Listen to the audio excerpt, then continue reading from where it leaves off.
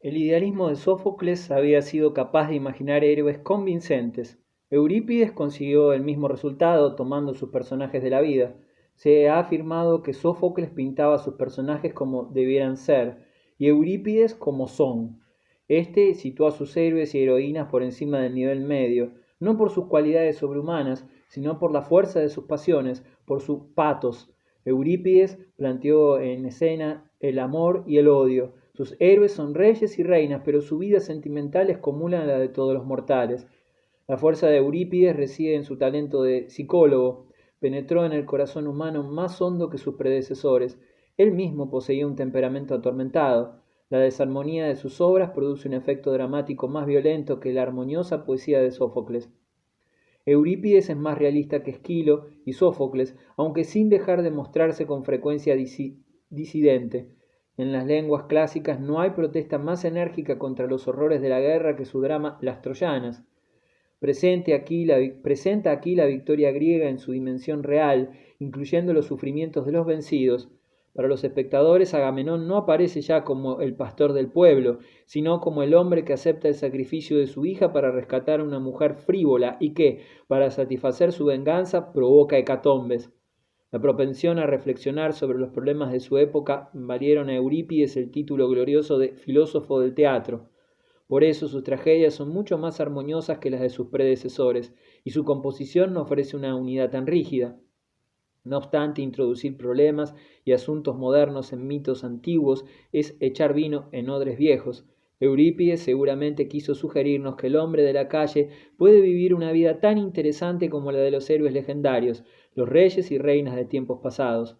Según las palabras del profesor Van der Breuen, Eurípides es a Esquilo y a Sófocles lo que Racine por su corazón y Molière por su amargura son a Corneille y a Shakespeare. Las guerras fratricidas. La paz de 30 años que solo duró 15. La llamada Primera Guerra del Peloponeso no fue más que el prólogo de lo que sucedería luego. ¿Quiénes iban a ser los responsables de esta nueva guerra fratricida y catastrófica? Atenienses y espartanos se le reprochaban mutuamente. Las apariencias acusaban a los espartanos, creadores de un estado militar, mas, como queda dicho, un estado militar no presupone un estado belicoso. Esparta habíase organizado para su defensa, no para enviar expediciones a tierras extranjeras. Tenían un ejército poderoso al que mimaban y no lo exponían más que en casos de extrema necesidad. Por lo demás, lo formaban pocos soldados y poseían menos dinero.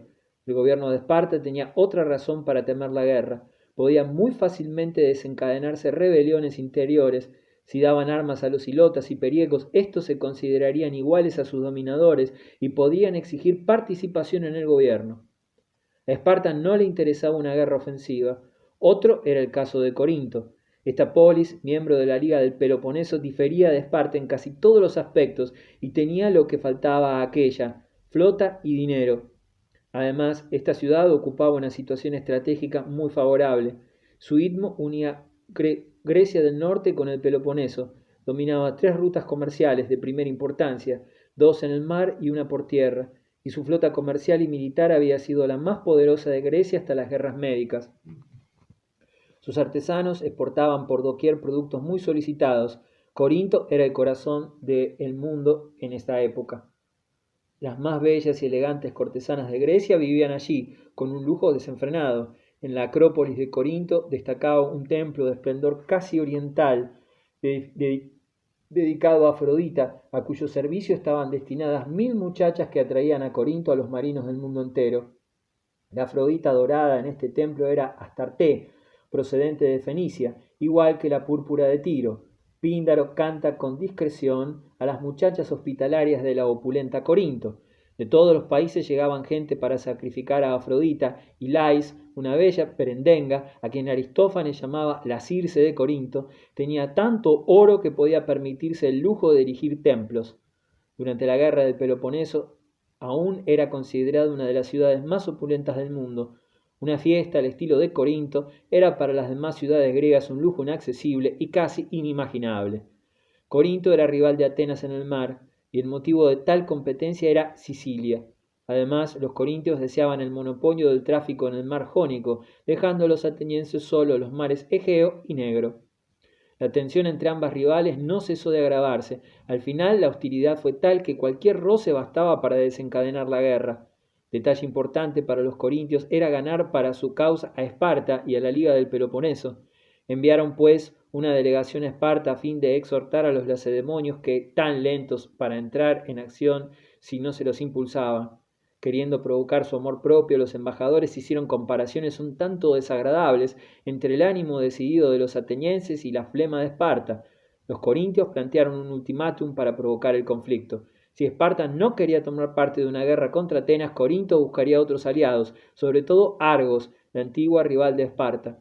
El asunto fue planteado ante la Asamblea General de la Liga del Peloponeso, donde hablaron los tebanos, movidos por su tradicional odio a los atenienses. La asamblea presentó, pues, a los atenienses una serie de humillantes exigencias, sobre todo el destierro de Pericles, cargado de maldiciones. Evidentemente ello no era más que pura comedia. En este crítico momento Pericles demostró su talento de estadista. Con calma y dignidad explicó a los atenienses que se deshonrarían aceptando tales exigencias. Después, los enemigos propusieron con descaro la supresión de la confederación de Delos, a lo que Pericles respondió que, según el tratado de 446, había que llegar el asunto ante un tribunal de arbitraje. Los espartanos y sus aliados rechazaron esta solución jurídica, cargaban con la responsabilidad del conflicto, proclamando que los del Peloponeso querían liberar a los helenos de la tiranía ateniense. Hablando de guerra de liberación, se ganaron a los miembros de la Confederación de Delos que soportaban a regañadientes la hegemonía de Atenas. Los espartanos no obligaban a pagar tributo a sus aliados, y este detalle los presentaba a los ojos de muchos como los campeones de la libertad, opuestos al despotismo de Atenas.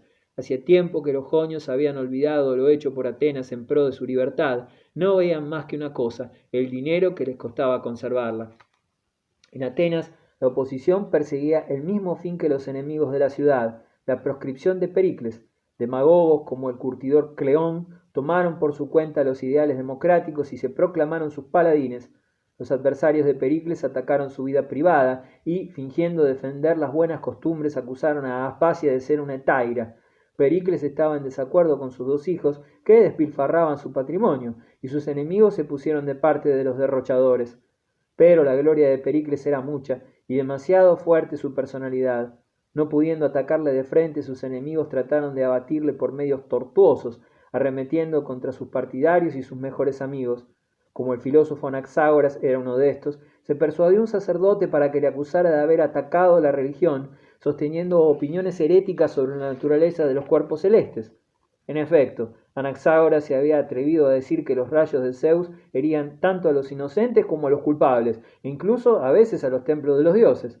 También se le reprochó el considerar al sol como una roca ardiente mucho más grande que el Peloponeso. Tales opiniones le valían al filósofo la consideración de impío. Anaxágoras abandonó Atenas sin conmoverse. Señaló con calma que la naturaleza había dictado su fallo desde hacía tiempo sobre aquellos extremos. Volvió a su país natal, en Asia Menor, donde murió años después. Los enemigos de Pericles lanzaron entonces contra Fidias ataques mucho más sensacionales que las acusaciones contra Anaxágoras. El genial artista, acusado de fraude en el oro y marfil empleados para su célebre estatua de Palas Atenea, fue encarcelado. No sabemos exactamente la sentencia final que se dictó, pero sin duda sus enemigos ganaron la causa. Parece que el gran artista murió en un calabozo. La condenación de Fidias daba pie a los calumniadores de Pericles para manchar la reputación del gran estadista, ya que éste era amigo de Fidias y la estatua de Palas había sido esculpida bajo su supervisión. Otros amigos de Pericles sufrieron acusaciones parecidas y siempre se mezclaba al tirano en cada asunto. Aristófanes, célebre autor de comedias, fue quien asestó el golpe más sensible a Pericles, acusó a Aspasia de proxenetismo y de impiedad, se le censuró el albergar en su casa mujeres ligeras, a quienes dio el nombre de las 9 musas para satisfacer el erotismo de su esposo. Pericles en persona defendió a su esposa ante el tribunal. Aspasia fue absuelta, pero la malicia hizo correr aquel proverbio tantas veces repetido de cuando el río suena, piedra lleva, semper alicit acret, que dirían los romanos más tarde. Nada fue capaz de apartar a Pericles del camino que se había trazado, conducir con firmeza a la ciudad a la lucha decisiva. Los años de paz le habían permitido proteger a Atenas con unas defensas tan sólidas como nunca tuviera. Segunda Guerra del Peloponeso, Pericles el Olímpico. La lucha estalló en 431, año que señala en Grecia el comienzo de un período de guerras continuas que agotarían a los estados poco a poco hasta que un conquistador, el rey Filipo de Macedonia, les impusiera la paz. Los espartanos invadieron el Ática y destruyeron parte de ella, pero no lograron obligar a los atenienses a entablar una batalla campal. Como Esparta poseía una superioridad absoluta por tierra, Pericles evitó a toda costa las operaciones terrestres. Convenció a los atenienses de que abandonaran el Ática al enemigo. Los espartanos quemaron las casas, pero esto no tenía importancia catastrófica. Sería fácil sustituir estas construcciones de madera y adobe. Tampoco la pérdida de las cosechas era irreparable para un pueblo de marinos que podía importar trigo de los países del Mar Negro. La destrucción de las viñas y las higueras tendría más graves consecuencias, pero donde más sufrió el Ática fue con la pérdida de los olivos. Su bienestar dependía sobre todo de la producción de aceite de oliva, y los olivos no eran productivos más al cabo de 15 años, con cosechas óptimas a los 40 o 60, constituyendo en aquel tiempo la riqueza del campesino ático. Pericles quería compensar las pérdidas sufridas aprovechando la supremacía naval de los atenienses, saquearía las costas enemigas y ocuparía sus puertos más importantes. Además, como los atenienses disponían de grandes reservas financieras, conseguirían agotar al enemigo manteniéndose a la defensiva en tierra y llevando la ofensiva en el mar. Por su parte, los espartanos querían acabar la guerra cuanto antes por varias razones, su debilidad económica sobre todo. La Liga del Peloponeso no poseía un tesoro común como la de Delos, ni sus miembros pagaban tributo alguno. Además, eran incapaces de reunir contribuciones importantes, pues los campesinos de la Laconia, Arcadia y otras regiones agrícolas no disponían de dinero en efectivo. El primer año de la guerra se desarrolló según las previsiones de Pericles. Consiguió mantener en tierra su estrategia defensiva, mientras la flota ateniense operaba a lo largo del litoral enemigo con éxito. Los del Peloponeso saquearon el Ática durante un mes. Después faltaron los víveres y los diferentes contingentes regresaron a sus países respectivos. No se atrevieron a atacar las sólidas murallas de Atenas, y la población del Ática, que había buscado refugio en los muros de la ciudad, pudo volver a sus campos a la primavera siguiente. Al terminar este primer año de guerra se celebraron solemnes funerales por los atenienses caídos en el campo de batalla. Pericles pronunció entonces un discurso conmovedor y brioso a la vez, evocando la memoria de los héroes. Comenzaré por nuestros antepasados, pues es un deber rendirles honor y más en la ocasión presente.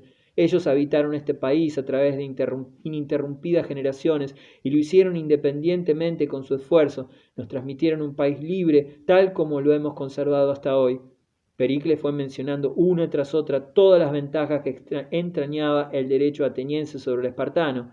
Diferimos de nuestros enemigos por nuestros métodos y nuestra disciplina militar. Entre nosotros el Estado está abierto a todos y nunca expulsamos a los extranjeros para impedir que el enemigo conozca nuestros secretos, pues nuestra fuerza no radica en secretos de Estado, laboriosos, preparativos o tácticas militares, sino en el valor personal de nuestros ciudadanos en el campo de batalla.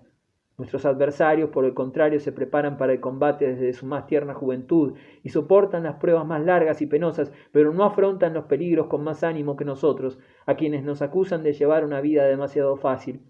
Preferimos llevar al combate un valor innato antes que impuesto y preferimos lo que ellos llaman frivolidad al rigor de su entrenamiento. Ello nos reporta una ventaja: no tenemos que preocuparnos de los sufrimientos que soportaremos más tarde, y sin embargo no mostramos menos valor ante el peligro que aquellos que no cesan de prepararse para él. Y terminó con estas palabras: felices aquellos que conocen el fin más noble, como los difuntos que honramos, y felices los que conocen el luto más noble, también, como vosotros, todos que me escucháis.